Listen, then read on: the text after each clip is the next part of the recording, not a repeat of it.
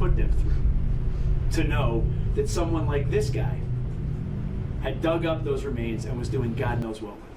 Detectives stepped into the house in Ephrata, Pennsylvania, expecting a routine search tied to cemetery vandalism. But within moments, it became clear they were standing inside something none of them had encountered before. Human skulls were visible inside the home, and other skeletal remains appeared arranged in different conditions throughout the space. Some showed signs of extreme age, while other remains were recent. And every person who entered that house, from investigators to medical examiners, struggled to process what they were seeing. Forensic teams continue pulling remains from this Ephrata home as they work to investigate what they say is a horror movie come to life. And yet, this story did not begin inside that house. It began miles away, inside a historic cemetery that spanned hundreds of acres, where sealed mausoleums and underground burial vaults stood untouched for generations.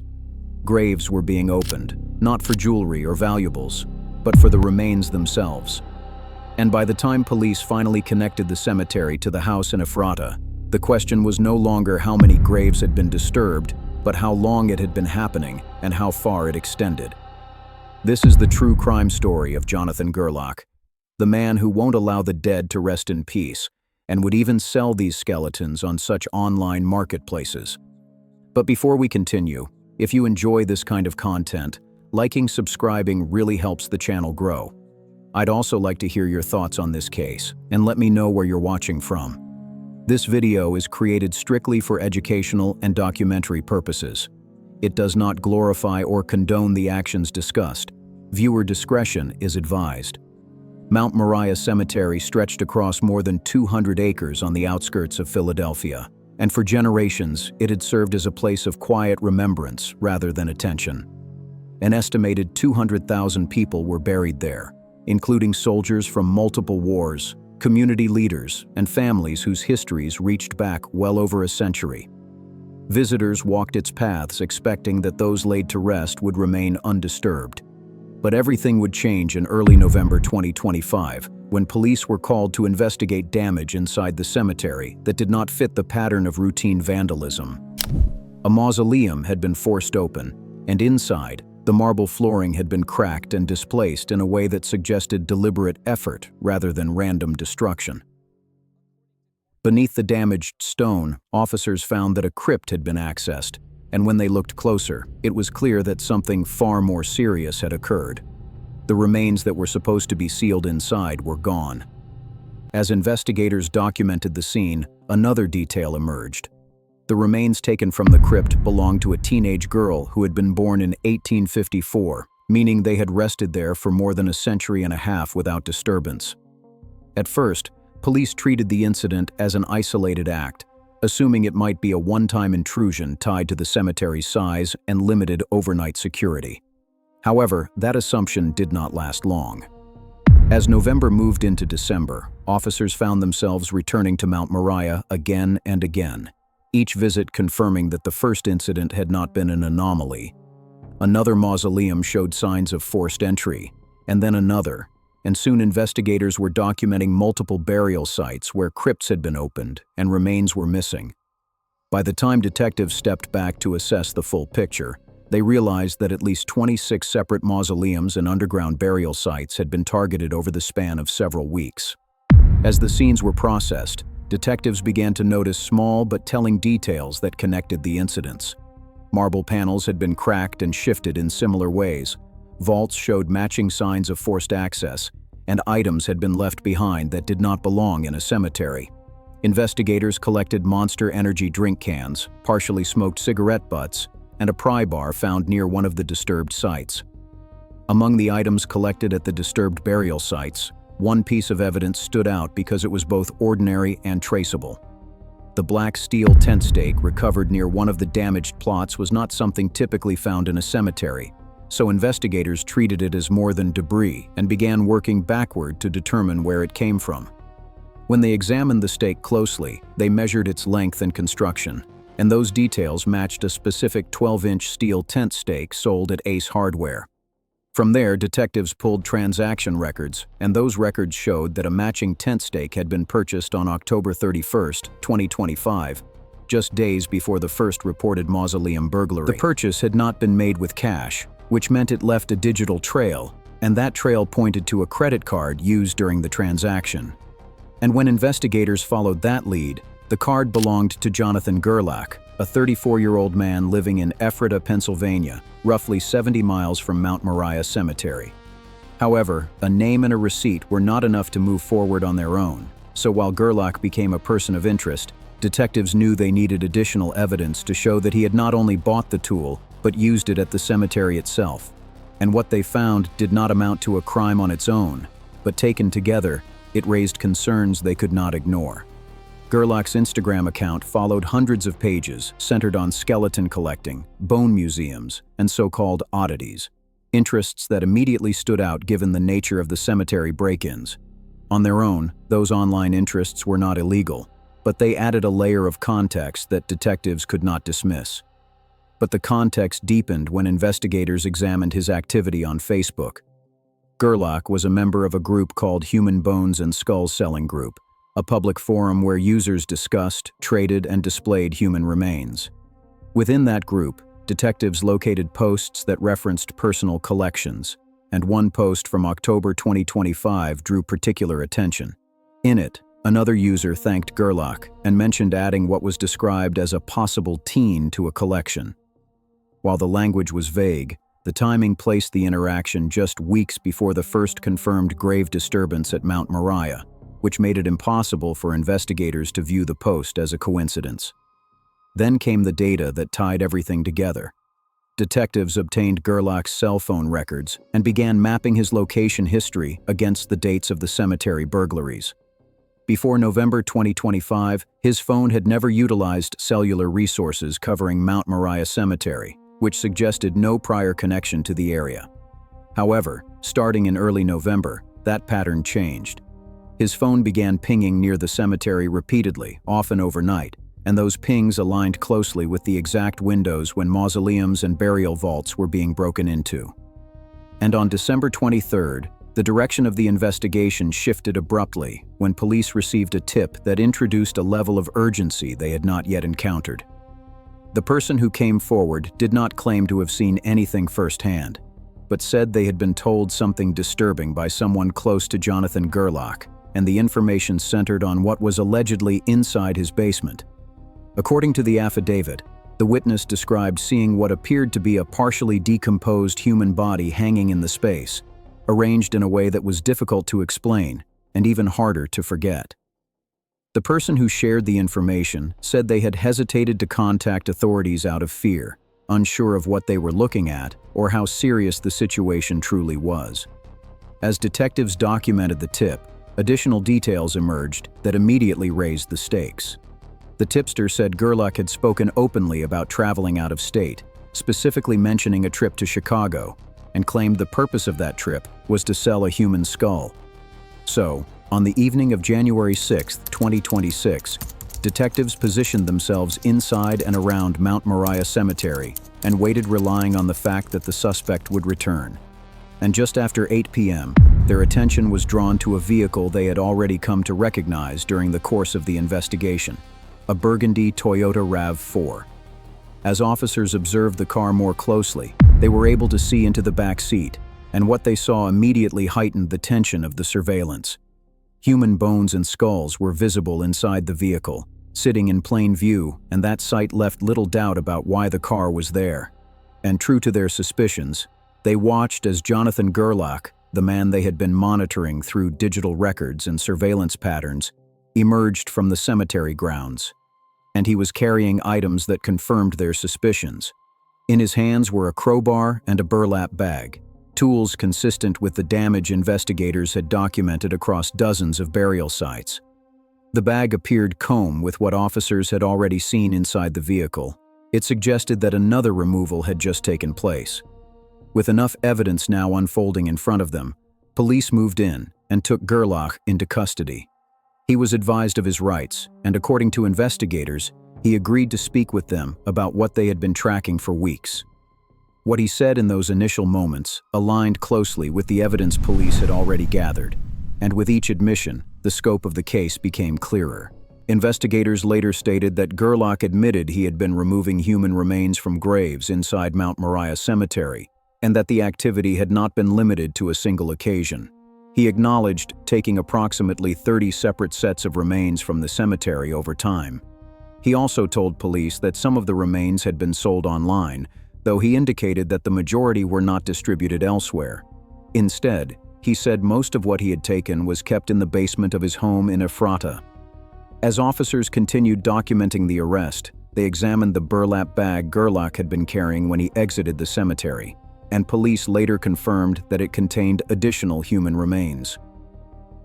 With Jonathan Gerlach in custody, investigators moved quickly to the next phase of the case, and search warrants were obtained for his residence in Ephrata. Detectives entered the home on Washington Avenue, expecting to recover evidence connected to the cemetery burglaries, but what they encountered expanded the case far beyond what they had prepared for. Throughout the house, officers located human remains in quantities and arrangements that immediately confirmed the scale of what Gerlach had described during his arrest. According to investigators, more than 100 full or partial sets of human remains were recovered from inside the home. Skulls were positioned openly on shelves rather than concealed, and mummified hands and feet were found among other skeletal material. In addition to the remains themselves, detectives also recovered jewelry believed to have been taken from graves. The district attorney Police arrested 34-year-old Jonathan Gerlach after more than 100 skeletons were discovered in his Washington Avenue home. Kim Hackman, who owns a beauty salon across the street, says she and her neighbors were stunned when they heard about Gerlach's arrest. I didn't know anything, honest, just from seeing him outside. You know, very quiet. There was never any police activity over there. Charles Rothermel says it was scary hearing about the skeletons, adding he and his 4 children lived just a few doors down. He recalls walking by Gerlach's garage last year and noticing flies along the windows. It was more than 5, it was at least 20, 30 on each window. I figured it was a garage that they were getting in through somewhere and they couldn't get out, and now finding out that there was all those remains in there, it makes sense. According to court documents, Gerlach allegedly vandalized dozens of graves at the Mount Moriah Cemetery in Delaware County, as well as another cemetery in Luzerne County. He described what detectives found as a collection, a word that reflected both the volume of remains and the manner in which they had been kept. Over the course of the last several weeks, detectives from Yeadon Borough as well as Delaware County CID became aware that from November of 2025 up until 2 days ago, January of 2026, Mount Moriah Cemetery had been burglarized. 26 separate mausoleums and or underground burial sites had been torn into and, for lack of a better word, desecrated. We're doing good old-fashioned police work, going through LPRs, tracking physical evidence, piecing together a suspect. Cooperating with CID, we developed that suspect, we laid in wait, and we eventually watched and caught Mr. Gerlach as he desecrated yet another monument as recently as 2 days ago. He was taken into custody, search warrants were executed at his home in Ephrata, where over 100 human skeletons were recovered. And that's in part, at this point, we are still trying to figure out how many of those are complete and what exactly we are looking at. A separate storage locker was found to be in Mr. Gerlach's possession. That also was in Ephrata. We found there 8 more human remains. Very simply, detectives have recovered an awful lot of bones at this point, and we are still trying to piece together who they are, where they are from, and how many we are looking at, and it's going to be quite some time before we have a final answer. This is an unbelievable scene that no one involved, from myself to the detectives to the medical examiners that are now trying to piece together what they are looking at, quite literally. None of them have ever seen anything like this before. When I was 16 years old, a friend of mine was killed in a car accident, and I personally have visited his gravesite, as many people do when they lose a loved one. I know his parents have also visited that site. I cannot imagine what it would put them through to know that someone like this guy had dug up those remains and was doing God knows what with them. It is truly, in the most literal sense of the word, horrific. As investigators continued following the trail left behind by Jonathan Gerlach, they identified another location connected to him, this time a storage unit in the same Ephrata area.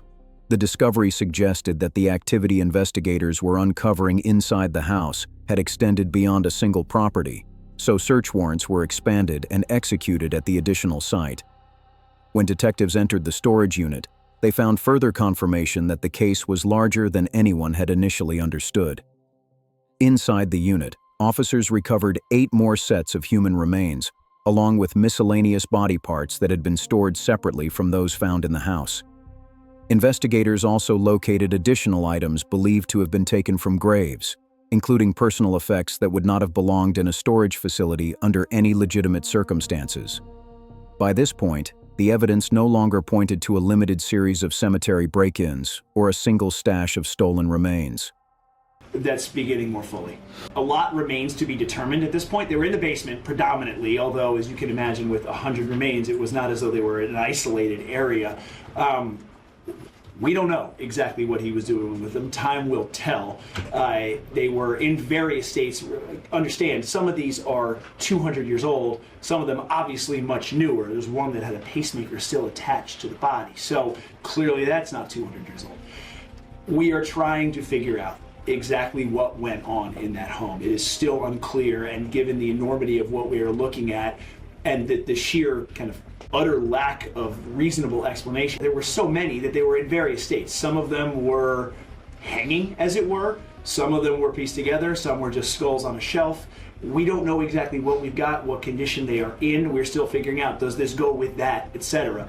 So there was no signature thing that was taking place with each of these skeletons. It was a collection. He was doing various things with all of them. At this juncture, that appears as much organizational as anything else. It's not clear there was an MO. Prosecutors moved to formalize the case against Jonathan Gerlach, and the list of charges quickly grew to reflect the volume of evidence recovered from multiple locations.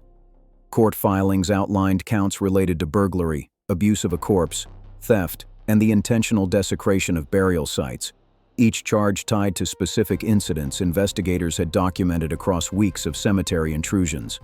In total, prosecutors approved more than 500 criminal counts, a number that underscored both the duration of the activity and the gravity of the crime. When Gerlach appeared before the court, bail was set at $1 million in cash. He was then remanded into custody, where he remained as the legal process moved forward. It's a lot of questions and I don't know who to turn to. People with loved ones buried at Mount Moriah Cemetery in Yeadon are worried sick that their ancestors were among the remains allegedly stolen by this man, 34-year-old Jonathan Gerlach, who's now facing a whopping 500 charges. It's the last thing we can do for people is to honor their wishes and to disturb them. I just can't understand why somebody would do that. Police say Gerlach forced open more than 24 mausoleums and underground burial vaults, stealing the human remains inside. Some of those family burials included famous artists and war heroes who lived in the 1800s. Their investigation led police to his Lancaster County home, where more than 100 human skulls, long bones, and mummified human feet and hands were discovered. My great-grandparents are buried here. Christy Cole came to the cemetery after hearing the news to check on her loved ones. Of course, there's anger and sadness. Nobody should be treated this way after life. Police were called to the cemetery in November and December for reported burglaries. They found mausoleums destroyed,